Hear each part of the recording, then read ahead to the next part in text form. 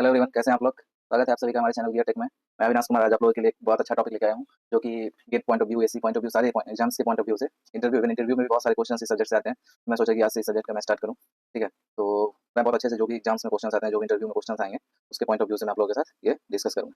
ठीक है, तो अगर ये वीडियो आप लोग को अच्छा लगे तो सब्सक्राइब करें और बेल आइकन को प्रेस करें। ठीक है, तो आज हमारा जो टॉपिक होगा वो क्या होगा, मैनुफैक्चरिंग होगा।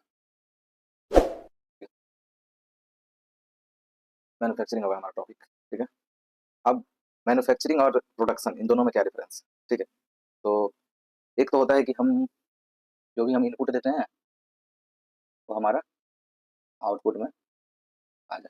ठीक है, जो भी इनपुट दे रहे हैं तो हमारा आउटपुट आ जाए। और दूसरा क्या होता है, दूसरा होता है कि जो रॉ मटेरियल हम दिए, जो रॉ मटेरियल, वो क्या होगा, फाइनल प्रोडक्ट में चेंज हो जाए। तो जो रॉ मटेरियल दिए वो फाइनल प्रोडक्ट में चेंज हो गया, वो हमारा हो जाता है मैन्युफैक्चरिंग। और जो इनपुट दिए हम वो आउटपुट में चेंज हो गया, ये हो गया हमारा प्रोडक्शन। प्रोडक्शन क्या हो गया, एक ब्रॉडर टर्म है। ठीक है, प्रोडक्शन एक ब्रॉडर टर्म है। ठीक है, लेकिन मैन्युफैक्चरिंग क्या है, ये एक नैरो टर्म है। तो एक हमारा सर्कल है। ठीक है, तो ये पूरा प्रोडक्शन होगा, लेकिन इसके अंदर जो एक सर्कल होगा ये मैन्युफैक्चरिंग होगा। ठीक है, मतलब प्रोडक्शन के अंदर ही मैन्युफैक्चरिंग कंसीडर हो जाएगा। तो ये बहुत सारे इंटरव्यू में आपसे क्वेश्चंस पूछे जा सकते हैं कि मैन्युफैक्चरिंग और प्रोडक्शन में क्या डिफरेंस है, ये बता दीजिए मेरे को। ठीक है, तो ये आप बहुत इजीली अभी मैं आपको बता दिया। उसके अलावा तो हमारा जो ये टॉपिक डिस्कशन होगा ना, ये मैन्युफैक्चरिंग डिस्कस होगा। ठीक है, क्योंकि यहाँ पे हम क्या कर रहे हैं, जो रॉ मटेरियल हमारा वो फाइनल आउटपुट में, क्योंकि हमारा जो टॉपिक है अभी हम सबसे पहला टॉपिक स्टार्ट करेंगे तो वो करेंगे मशीन टूल्स, मशीनिंग। ठीक है, तो इसमें टूल्स के बारे में पढ़ेंगे। ठीक है, आगे जाएंगे तो हम टूल्स का जो भी ये होता है, नेम्स होता है, जो पार्ट्स का नेम्स होता है टूल्स में, क्या क्या एंगल्स होते हैं, कौन कौन से प्लेन्स होते हैं, ये सब हम लोग डिस्कस करेंगे। फिर उससे आगे जाएंगे तो हम लोग टाइप्स ऑफ चिप फॉर्मेशन होता है वो डिस्कस करेंगे। ठीक है, हीट कैसे जनरेट होता है वो डिस्कस करेंगे। टूल्स में हीट जनरेशन, टूल्स का वियर कैसे होता है वो डिस्कस करेंगे। टूल्स में कौन सा कूलिंग फ्लूइड हम लोग यूज करेंगे, जो कूलेंट यूज करते हैं वो कौन सा होगा, किस किस मेटल के साथ कौन सा कूलेंट डाल सकते हैं हम लोग। ठीक है, तो ये सारा हमारा डिस्कशन धीरे धीरे करके होगा। आज इस वीडियो में जितना हो सकता है वो डिस्कस करेंगे, फिर हम हो सकता है एक अगला वीडियो बनाए, तो अगले वीडियो में क्या करेंगे, हम आगे की चीज़ डिस्कस करेंगे। तो सबसे पहले ये क्या है ना, हमारे ये जो आप डायग्राम देख रहे हैं ना, ये है हमारा मशीन टूल्स। एमसी में लिखूंगा तो आप समझ जाइए मशीन टूल्स, ये क्या है हमारा मशीन टूल्स। ठीक है, तो अब इसके पार्ट से हमको डिस्कस करने पड़ेंगे। तो ये जो सबसे पहला पार्ट होता है ना, ये होता है सैंक। ये ही मशीन में अटैच होगा, जिससे आप मान लीजिए लेथ मशीन से आप काम कर रहे हैं तो लेथ मशीन में ये अटैच होगा। ठीक है, और ये जो हमारा पार्ट होगा ना, ठीक है, ये ये मेन कटिंग एज होगा। मतलब ये जो होगा ना, मेन कटिंग एज होगा, इसी से कटिंग होगा। इधर भी एक इधर भी एक लाइन होगा। ठीक है, या तो इसको साइड कटिंग एज बोल दीजिए, और ऑक्सिलरी कटिंग एज। ठीक है, ये चीज़ आप लोगों को, तीन चीज़ आप लोग पहले नोट कर लें। ठीक है, कि मैं इसको पूरा कचरा ऐसे नहीं बनाऊंगा कि कचरा हो जाए पूरा, फिर आप लोगों को समझ में नहीं। ठीक है, तो ये तीन चीज़ आप नोट कर लें, फिर मैं इसको क्या करता हूँ ना, वो हटा देता हूँ, फिर आगे की चीज़ को डिस्कस करूँ। तो दो तीन चीज़ आप डिस्कस कर लिए, shank, main cutting edge, side cutting edge या ऑक्सिलरी कटिंग एज। ठीक है, अब मैं अगला डिस्कस करूँगा। ठीक है, ये जो सरफेस आपको दिख रहा है जिसपे मैं ये डॉट बनाया, ठीक है, तो हम लोग क्या बोलते हैं, इसको बोलते हैं रैक फेस, एक फेस। ठीक है, ये एक सरफेस हो जाएगा आपका, ये हो जाएगा एंड फ्लैंक। ये सब, ये एग्जाम में क्वेश्चंस, इंटरव्यू में क्वेश्चंस आ सकते हैं ऐसे। ठीक है, एग्जाम में भी क्वेश्चंस बनाए जा सकते हैं, कोई ठीक नहीं। ये आप देख रहे हैं कि एक नोज जैसा ये फॉर्मेशन हुआ है। ठीक है, ये लाइन, ये पोर्शन जो है, ये पोर्शन, ठीक है, ये नोज है। ठीक है, तो इसको हम लोग क्या बोलते हैं, नोज में कुछ रेडियस दी जाती है, क्यों दी जाती है, क्या है। ठीक है, ये हम लोग बाद में डिस्कस करेंगे। अब कटिंग एज हो गया, सब कुछ हो गया। अब हम लोग इंड इंड कटिंग एज इसको बोले थे, साइड कटिंग, इंड फ्लैंक। तो ये क्या हो जाएगा, साइड फ्लैंक। ठीक है, ये साइड फ्लैंक हो जाएगा हमारा।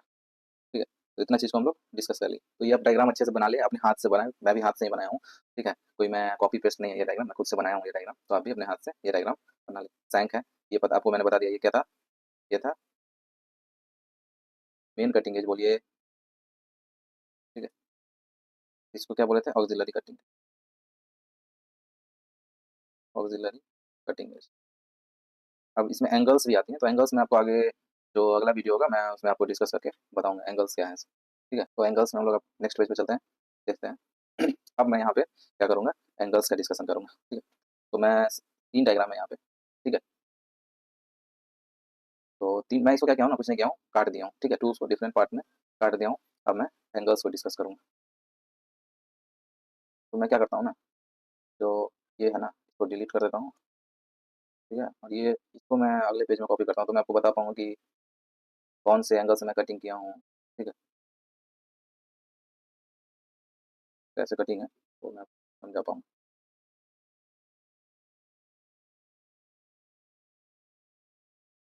ठीक है, तो ये डायग्राम मेरी आ गई। अब मैं क्या करूँगा, इसको किस एंगल से कट किया हूँ वो देखूँगा, ठीक है। तो ये सबसे पहला जो पिक है हमारा, जो सबसे पहला नंबर पिक है, तो हम लोग नंबर 1 दे देते हैं, ठीक है। ये नंबर 2 हो जाएगा, ये नंबर 3 हो जाएगा, ठीक है। तो सबसे पहला जो है ना हमारा पिक, वो हम लोग देख रहे हैं, ऊपर से देखेंगे, ठीक है, इस साइड से, टॉप से देख रहे हैं, ठीक है, टॉप से देख रहे हैं। मेरे को कुछ नंबर 1 जो होगा, 1 नंबर 1, ठीक है, वो इस टाइप का विजिबल होगा। तो सबसे पहला जो ये एंगल हो जाएगा, ये क्या हो जाएगा, एंड कटिंग एंगल, ठीक है। ये क्या हो जाएगा, साइड कटिंग एंगल। तो दो एंगल हम लोग डिस्कस कर लिए, कहाँ से देख रहे हैं, टॉप से देख रहे हैं। अब नंबर 2 का बात आता है, तो नंबर 2 हम लोग कहाँ से देखेंगे, नंबर 2 हम लोग कुछ फ्रंट से देखेंगे, इस साइड से, ठीक है। नंबर 2 हम लोग इस साइड से देखेंगे और मार्किंग डालेंगे, जो भी एंगल हमको विजिबल होगा। तो ये एंगल जो होगा, साइड रैक एंगल होगा, ठीक है। तो ये एंगल जो होगा, इस साइड रिलीफ एंगल, ठीक है। दो एंगल हम लोग, दो प्लेन से, दो साइड से हम लोग देख चुके हैं। अब तीसरे साइड से हम लोग देखेंगे, तो तीसरे साइड से हम लोग कहाँ से देखेंगे, इस साइड से देखेंगे, ठीक है। जिधर से हमारा मेन कटिंग एज था, उस साइड से हम लोग सीन करेंगे, ठीक है। तो तीसरे साइड से देखने में ये जो हमारा होगा, ठीक है, ये हो जाएगा बैक बैक रेक एंगल, ठीक है, बैक रेक एंगल। और ये जो हमारा होगा, हो जाएगा एंड रिलीफ एंगल। ये टूल्स का हम लोग क्या कर रहे हैं ना, टूल्स का जो डिस्क्रिप्शन है, टूल्स में कौन कौन से एंगल्स होते हैं, कौन कौन से पार्ट्स होते हैं, वो अभी तक हम लोग यहाँ पे देखें, ठीक है। तो इतना आप लोगों को क्लियर होगा, ये आप नोट कर लें, ठीक है। मैं ये इसलिए इस पेज में डायग्राम लिखे हैं, क्योंकि अब मैं आपको बता सकूँ तो किस टाइप से ये 3 डायग्राम बनाया हूँ, ठीक है। पहला ऊपर से देखें, दूसरा फ्रंट से देखें, तीसरा साइड से देखेंगे, ठीक है। अब नेक्स्ट आता है हम लोगों का, क्या आता है कि रैक एंगल जो है हमारा, जो हम लोग पिछले पेज में देखे थे, ठीक है, जो बैक रेक एंगल है, उसी को हम लोग अभी से रेक एंगल करके बोलेंगे, ठीक है। तो जो इससे पहले कि क्या हम लोग डिस्कस कर लेते हैं, टूल्स के 2 टाइप होते हैं, ठीक है, टूल्स के, ठीक है, कटिंग टूल्स के 2 टाइप्स ऑफ कटिंग। एक क्या होता है, मल्टी पॉइंट, दूसरा क्या होता है, सिंगल पॉइंट। तो अभी जो हम ऊपर डिस्कस कर रहे थे, उसमें सिंगल पॉइंट कटिंग टूल्स था, मतलब एक ही पॉइंट, एक ही साइड से कटिंग कर रहा था, ठीक है। और मल्टी पॉइंट कटिंग टूल्स क्या होता है, मिलिंग होगा, ड्रिलिंग होगा, जो रिमर्स, प्रोचेज, ग्राइंडिंग मशीन, ये सब क्या हो जाएगा ना, मल्टी पॉइंट कटिंग टूल्स हो जाएगा। तो ये सब आप नोट कर लें कि टूल्स के 2 टाइप्स होते हैं। मल्टी पॉइंट सबसे पूछ सकते हैं इंटरव्यू में, मल्टी पॉइंट्स टूल्स के दो, मतलब 2 मल्टी पॉइंट टूल्स के नाम बताओ, ठीक है। सिंगल पॉइंट टूल्स किससे मिलकर बना हुआ होगा, सिंगल पॉइंट टूल्स बना होगा कौन कौन से मटेरियल से बना होगा, तो हाई कार्बन स्टील से बना होगा, हाई स्पीड स्टील से बना होगा, या कार्बाइड से बना होगा, ठीक है। Single point tools made up of high carbon steel, high speed steel, carbide steel. Milling, drilling, dimmers, grinding, ये सब जो है सो हम लोग आगे डिस्कस करेंगे। ये क्या हो जाएगा, मल्टी पॉइंट कटिंग टूल्स होगा, ठीक है। अब इसका एज जो होगा सिंगल पॉइंट कटिंग टूल्स का, ये किससे बनाया जाएगा, ग्राइंडिंग प्रोसेस से बनाया जाएगा, ठीक है, बाई ग्राइंडिंग बनाया जाएगा। किससे, एज काटने का जो एज होता है, जो हम लोग मेन कटिंग एज बोल रहे थे अभी, या साइड कटिंग एज बोलेंगे, उसको क्या चीज से बनाया जाएगा, ग्राइंडिंग से बनाया जाएगा, ठीक है।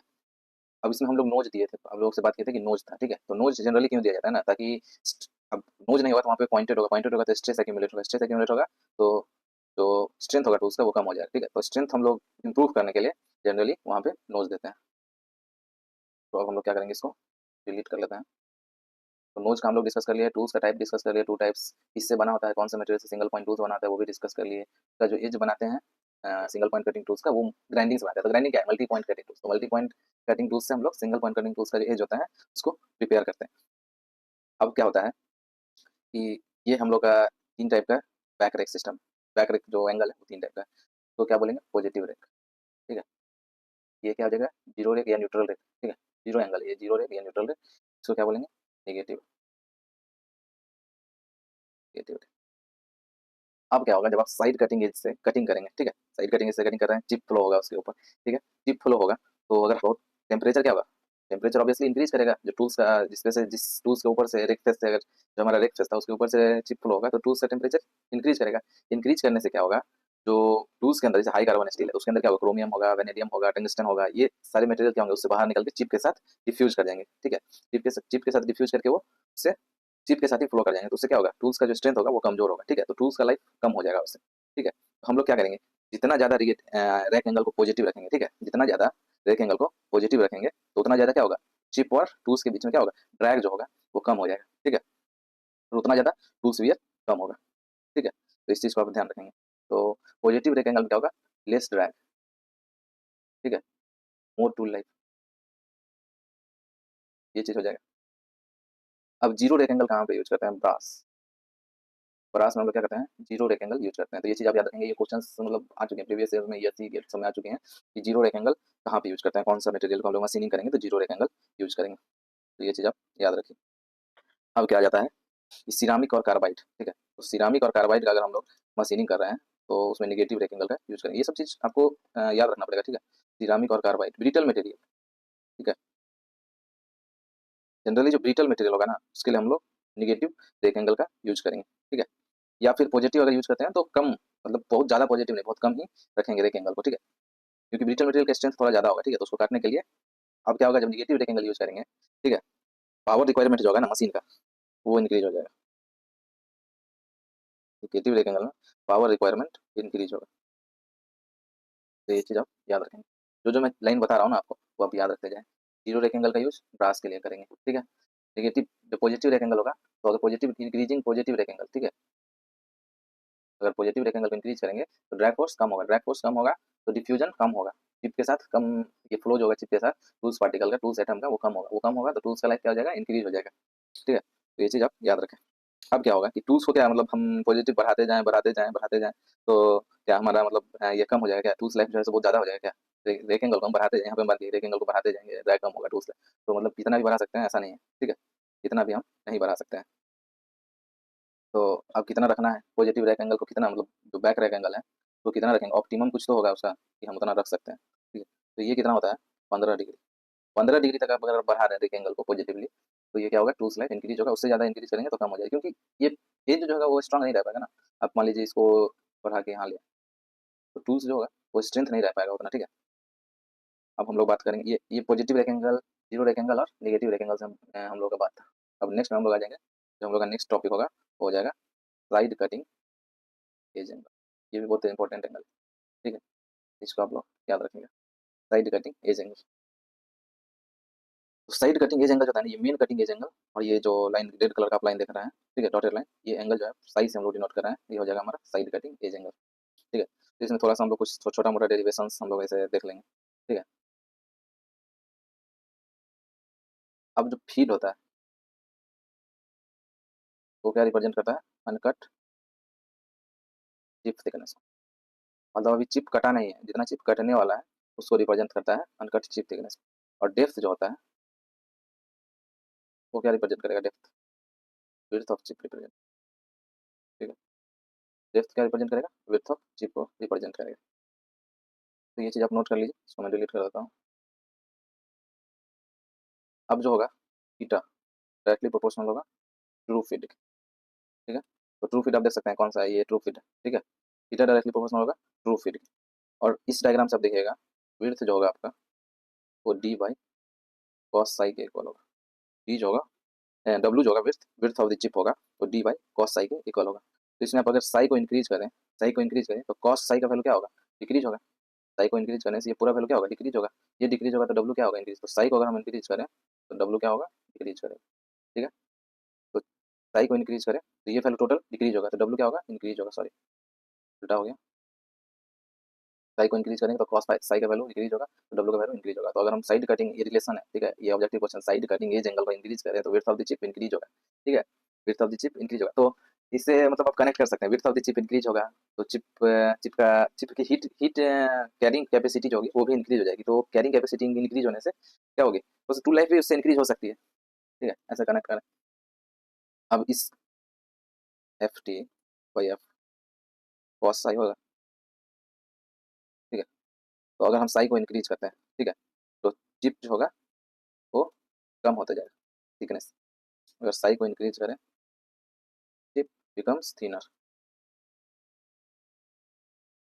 तो साई का दो रिलेशन याद रखिए, साई को इंक्रीज करें विड्थ ऑफ द चिप जो होगा वो इंक्रीज करेगा, साई को इंक्रीज करने से चिप का जो थिकनेस होगा वो कम हो जाएगा, ठीक है।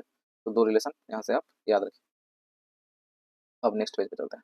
तो नेक्स्ट पेज पे अब हमारा आ जाएगा साइड रेक एंगल। तो साइड रेक एंगल में कुछ नहीं है ज़्यादा, ये एंगल का वैल्यू लगभग याद रखिए 5 से 15 डिग्री के बीच में होता है साइड रेक एंगल का वैल्यू, बस वैल्यू याद रखिए। साइड इससे कोई रिलेशन नहीं आएगा। साइड रिलीफ एंगल देते हैं, तभी आप याद रखिए 5 से 15 डिग्री के बीच में ये वैल्यू होता है। ये डिजाइन है, ठीक है। अब साइड रिलीफ एंगल क्या होता है ना, मेंटेन हेल्प करता है, इसको दूसरे कलर से लेते हैं, help to maintain gap between work piece and tool.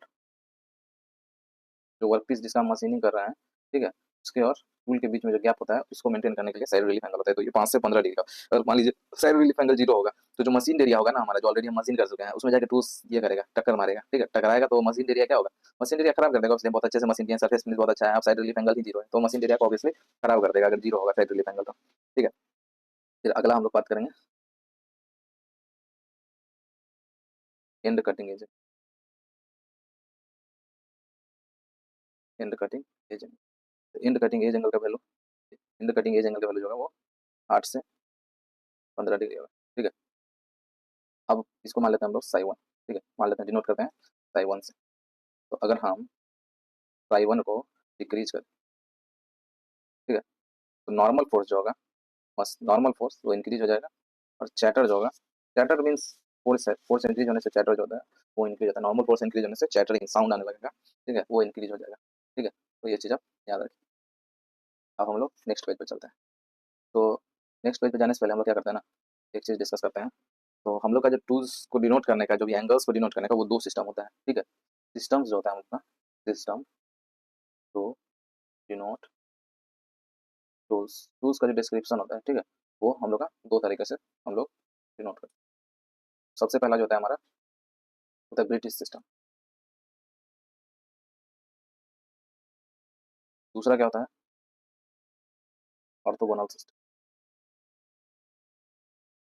दो सिस्टम होता है, ब्रिटिश सिस्टम, ऑर्थोगोनल सिस्टम। तो इसे मैं लिखा हुआ एक मतलब एक टर्म मतलब एक अभी लिख दूंगा, उसको आप याद रखेंगे, ठीक है।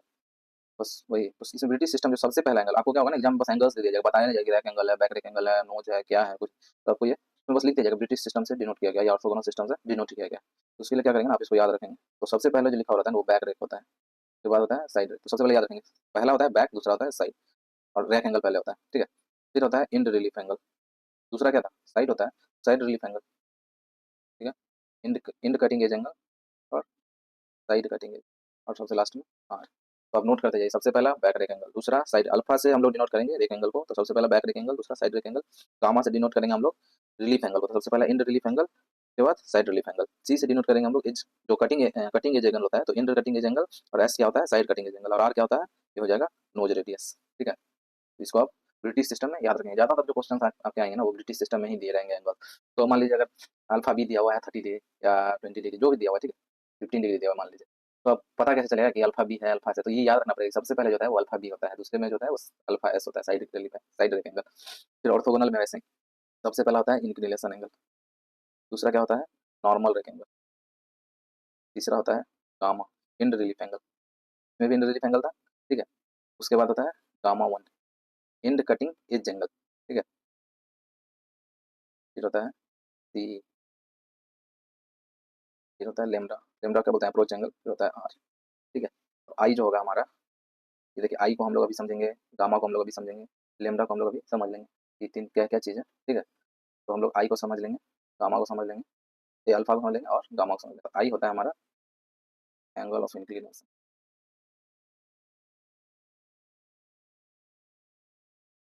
अल्फा जो होता है हमारा वो होता है नॉर्मल रेक एंगल, जो लेमडा होता है वो होता है अप्रोच एंगल,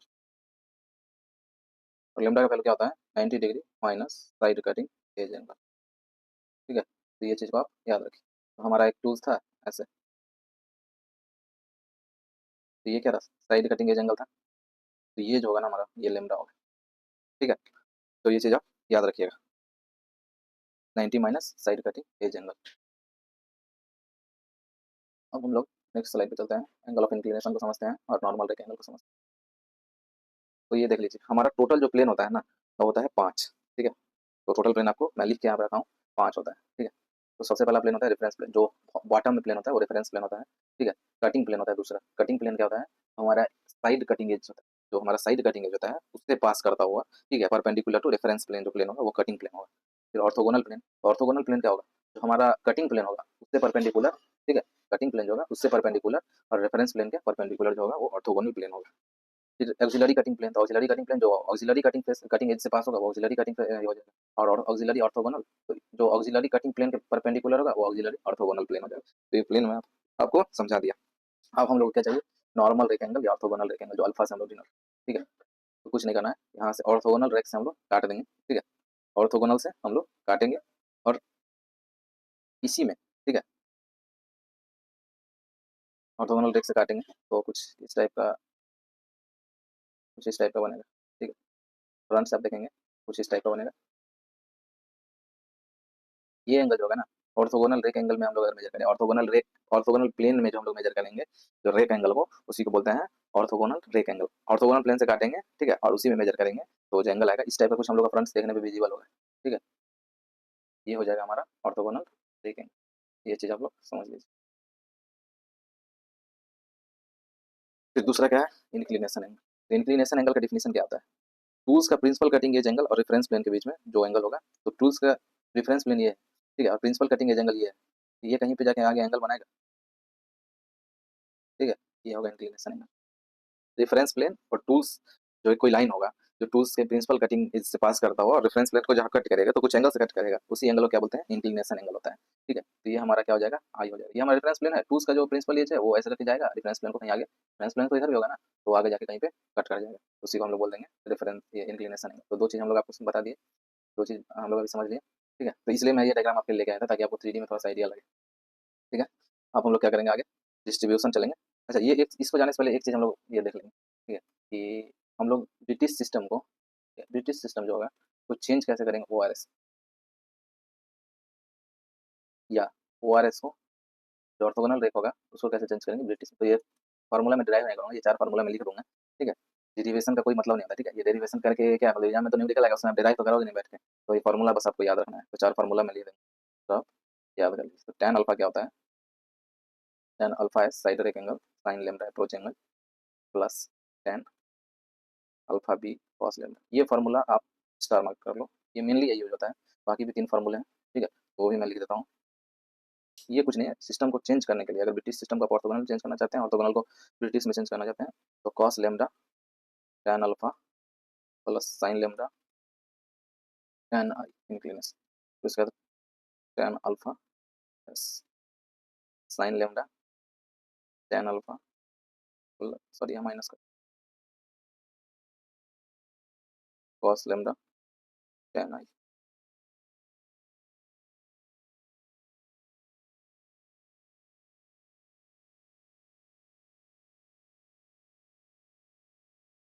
तो ये चीज़ आप देख लीजिए यहाँ पे, ये फार्मूला को आप नोट कर लीजिए। ये बस चेंज करने के लिए सिस्टम को, एक सिस्टम को दूसरे सिस्टम से चेंज करने के लिए। अब हम लोग मेटल कटिंग प्रोसेस में क्या करेंगे, 2 टाइप का होता है, ठीक है। तो ये हो जाएगा हमारा ऑर्थोगोनल कटिंग, ये क्या हो जाएगा हमारा ऑब्लिक कटिंग। 2 टाइप का कटिंग प्रोसेस होगा, ऑर्थोगोनल कटिंग, तो जो डायरेक्शन ऑफ मूवमेंट होगा, ठीक है, जो डायरेक्शन ऑफ मूवमेंट होगा हमारा टूल्स का, उसके परपेंडिकुलर अगर मेन कटिंग, ये कटिंग एज जो है उसके परपेंडिकुलर होगा तो ऑर्थोगोनल एंगल हो जाएगा। अगर परपेंडिकुलर नहीं होगा तो ऑब्लिक हो जाएगा। तो कितने से ऑब्लिक है वो एंगल आप यहाँ पे देख सकते हैं, ठीक है। तो ये चीज़ आप देख लीजिए, अगर जो डायरेक्शन ऑफ टूल्स मूवमेंट वो परपेंडिकुलर है कटिंग एज के तो वो ऑर्थोगोनल कटिंग, नहीं है तो ऑब्लिक कटिंग। तो 2 चीज़ यहाँ पे हम लोग देख लिए। अब हम लोग डिस्ट्रीब्यूशन ऑफ हीट का बात करेंगे मेटल कटिंग में, ठीक है। तो 3 टाइप का जोन, सबसे पहला zone primary, primary deformation zone, 1 2 लिखा हुआ है, ठीक है। तो ये 1 हो गया प्राइमरी डिफॉर्मेशन जोन, ठीक है। अब जो एनर्जी हम सप्लाई करें, मशीन को कुछ एनर्जी तो सप्लाई करेंगे ना, मशीन को एनर्जी सप्लाई करेंगे, कुछ इलेक्ट्रिक एनर्जी सप्लाई हो रहा होगा मशीन, तो 70 to 80% जो एनर्जी होगा ना वो यहीं पे कंज्यूम होगा। 70 to 80% of energy primary deformation zone में कंज्यूम हो जाएगा, जो सप्लाई कर रहे हैं, ठीक है। क्यों यहाँ पे हो जाएगा, क्योंकि प्लास्टिक डिफॉर्मेशन होगा, यहाँ पे जो भी वर्क पीस होगा उसका प्लास्टिक डिफॉर्मेशन होगा, इसलिए 70 to 80% यहाँ पे हम लोग एनर्जी चला जाएगा। अब दूसरा क्या हो जाएगा, सेकेंडरी डिफॉर्मेशन। तो यहाँ पे क्या होगा, जो 20 से 25% एनर्जी जो होगा ना, यहाँ पे 20 से 25% एनर्जी जो होगा, ठीक है, वो एनर्जी ड्रैग जो होगा चिप और टूल्स के बीच में जो ड्रैग होगा उसमें कंज्यूम हो जाएगा, ठीक है। 20 से 25% एनर्जी टू ओवरकम ड्रैग। और जो भी यहाँ पे एनर्जी कन्वर्ट होगा 100% एनर्जी हीट एनर्जी होगा, ठीक है। यहाँ पे जो भी एनर्जी होगा वो 100% हीट एनर्जी होगा, ठीक है। और जो 75 से 80% हीट एनर्जी होगा वो चिप के साथ चला जाएगा। 100% हीट एनर्जी है, ठीक है, तो 75 to 80% heat energy goes with chip. बहुत सिंपल है, ठीक है। बाकी 20 से 25% एनर्जी की वर्क पीस के साथ रहेगा और इसके टूल्स के साथ चला जाएगा, टूल्स, ठीक है। अब तीसरा है हम लोग का work tool contact zone. Work और टूल का भी कॉन्टैक्ट होगा, तो तीसरा आप देख लीजिए यहाँ पे तीसरा नंबर जो भी है डायग्राम में वो वर्क और टूल का कॉन्टैक्ट होगा, ठीक है। तो जो नया टूल होगा, ठीक है, जो न्यू टूल होगा इसको कलर चेंज कर देता हूँ बहुत। जो न्यू टूल होगा क्या होगा, जीरो हीट जनरेट करेगा, ठीक है। न्यू टूल होगा वो जीरो हीट जनरेट करेगा। और जैसे जैसे प्रोसेस कंटिन्यू होते जाएगा, हम लोग मशीनिंग करते जाएंगे, वियर बढ़ते जाएगा तो हीट इंक्रीज करते जाएगा। तो प्रोसेस जैसे जैसे हम लोग इंक्रीज होगा तो वियर भी क्या होगा, इंक्रीज होते जाएगा और हीट भी हमारा इंक्रीज होते जाएगा इसमें, ठीक है। तो ये चीज़ को आप समझ लीजिए, तीन चीज़ हम लोग समझ लिए, तीनों जोन हम लोग समझ लिए। अब हम लोग चलेंगे परसेंटेज ऑफ ग्राफ। ग्राफ जो है हीट जनरेशन का वो हम लोग समझ लेंगे। तो ये ग्राफ को आप नोट कर लीजिए, ठीक है। ये heat percentage of heat generation है लो स्पीड पे क्या होगा ना, जो 70% हीट जो है वो चिप के साथ जाएगा, ठीक है। टूल्स के साथ 50% जाएगा और बाकी जो बचा 5%, 10% या जो भी बचा, ठीक है, लगभग 15%, तो वो वर्क पीस के साथ चला जाएगा। फिर हाई स्पीड पे अगर चले जाए तो 80% चिप के साथ चला जाएगा। मैं भी बता चुका हूँ कि जो भी हीट जाएगा 70 to 80% वो चिप के साथ ही जाएगा, स्पीड कुछ भी रखो, ठीक है। फिर 10% हाई स्पीड पे क्या जाएगा टूल्स के साथ, बाकी जो है वर्क पीस के साथ। तो ये ग्राफ आप याद रखिए, ठीक है। ये ग्राफ से ही आपको याद रहेगा कि कितना परसेंट कहाँ चिप के साथ जा रहा है। अब टाइप्स ऑफ चिप होता है, सबसे पहला चिप क्या होता है, कंटिन्यूअस चिप। सबसे पहला कंटिन्यूअस। तो कंटिन्यूअस चिप के बारे में हम लोग सबसे पहले पढ़ लेंगे। तो कैसा मटेरियल साथ कंटिन्यूअस चिप फॉर्म होगा, डक्टाइल होगा। तो मटेरियल जो वर्क पीस होगा वो डक्टाइल होगा। हाई स्पीड पे हम लोग कटिंग कर रहे हैं, मशीनिंग प्रोसेस हाई स्पीड पे चल रहा है तो कंटिन्यूअस चिप का जनरेशन होगा। ये क्वेश्चन आ सकता है एसी में, A correct, B correct, A and B both correct, A and B C, इस टाइप का क्वेश्चन इससे ही बनता है, ठीक है। फिर लो फीड, फीड लो रखेंगे, डेप्थ भी लो रखेंगे, ठीक है, तो क्या होगा, कंटिन्यूअस चिप बनेगा। फिर high back rectangle, high back rectangle को हम लोग रखेंगे तो भी कंटिन्यूअस चिप का फॉर्मेशन होगा, ठीक है। तो ये कंटिन्यूअस चिप आप देख सकते हैं, ये टूल है, ये वर्क पीस है हमारा, ये चिप फॉर्मेशन हो रहा है, ठीक है। और क्या होता है ना, बहुत ज़्यादा कंटिन्यूअस चिप होगा फॉर्मेशन ना तो सरफेस को भी मतलब खराब कर देगा, ठीक है। कंटिन्यूअस चिप पता चला वो चिप वापस से आ रहा है सरफेस पे, जो मशीन सरफेस को खराब कर, तो जैसे आप ड्रिलिंग ऑपरेशन में देखेंगे कि एक बार ड्रिल करता है फिर वापस बैक पीछे ले जाता है, क्योंकि ड्रिलिंग में कंटिन्यूअस चिप का फॉर्मेशन होता है। तो बैक रिवर्स जो ले जाया जाता है ना ड्रिल को, वो बस चिप को ब्रेक करने के लिए लिया जाता है, या फिर चिप ब्रेकर भी लगाया जाता है बहुत बार मशीन को, चिप को कंटिन्यूअस चिप को तोड़ने के लिए। डिसकंटिन्यूअस चिप का हम लोग बात कर लेते हैं। यहाँ पे डिस लगा देंगे, ठीक है। ये टूल्स ये जो है हमारा, इसको हम लोग तोड़ देते हैं थोड़ा, चिप चिप को मिटाते हैं तो थोड़ा तोड़ देते हैं, चिप हमारा अब टूट के जाएगा, ठीक है। इस टाइप से चिप टूटेगा। तो डिसकंटिन्यूअस चिप में क्या हम लोग को चाहिए, ब्रिटल होना चाहिए सबसे पहले। जो ब्रिटल होगा ना उसमें ब्रिटल जो वर्क पीस होगा उसमें डिसकंटिन्यूअस चिप का फॉर्मेशन होगा। लो स्पीड पे होगा, ठीक है। तीसरा हाई फीड होगा और हाई डेप्थ भी होगा, सॉरी हाई फीड, ठीक है। लो डेप्थ कम होना चाहिए, ठीक है। High feed, low depth.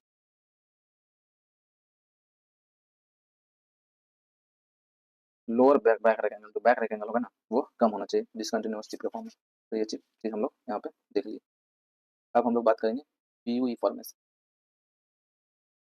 बीयूई formation होता है, बीयूई चिप होता है, बिल्ट अप एज चिप होता है, ठीक है। बिल्ट अप एज चिप में क्या होता है ना, लो स्पीड में हम लोग काम कर रहे हैं, ठीक है। लो स्पीड में काम कर रहे हैं, लो स्पीड में चल रहा है हमारा मशीनिंग प्रोसेस, ठीक है। तो हीट क्या होगा ना, डिसिपेट नहीं होगा जल्दी, ठीक है। तो क्या होगा, जो चिप होगा ना, चिप का कुछ पोर्सन टिप टूल से चिपक जाएगा। यहाँ पे आप देख सकते हैं चिप, जो चिप का कुछ पोर्सन है वो टूल से चिपक गया है। तो बीयू इंक्रीज करने से क्या होगा, पोर्सन जो है, अब जैसे बीयू बढ़ते जाएगा, ये चिपकते जाएगा तो एक समय आएगा जब ये टूटेगा, ठीक है। टूटेगा तो टूल्स का क्या होगा, कुछ पोर्सन चिप के साथ चला जाएगा। तो बीयू इंक्रीज होने से, ठीक है, बीयू इंक्रीज होने से टूल्स लाइफ बढ़ेगा, कुछ टाइम तक टूल्स का लाइफ इंक्रीज बढ़ेगा। अब बहुत ज़्यादा बीयू इंक्रीज हो जाएगा ना तो टूल्स का लाइफ घट जाएगा, क्योंकि टूट के टू चिप के साथ चला जाएगा टूल्स का कुछ पोर्शन, ठीक है। तो आज हम लोग ये सब चीज़ डिस्कस कर लिए। अब अगले अगले जो हमारा अगला क्लास होगा उसमें हम लोग फोर्स के बारे में डिस्कस करेंगे, ठीक है। क्या फोर्स लगेगा, क्या लगेगा। तो अगर ये वीडियो आप लोगों को अच्छा लगा हो तो आप लोग क्या कीजिए, इसको अपने दोस्तों के बीच शेयर कीजिए, ठीक है। लाइक कीजिए वीडियो को, ठीक है। Thank you very much. हमारा ये वीडियो देखने के लिए बहुत बहुत धन्यवाद आप लोगों को।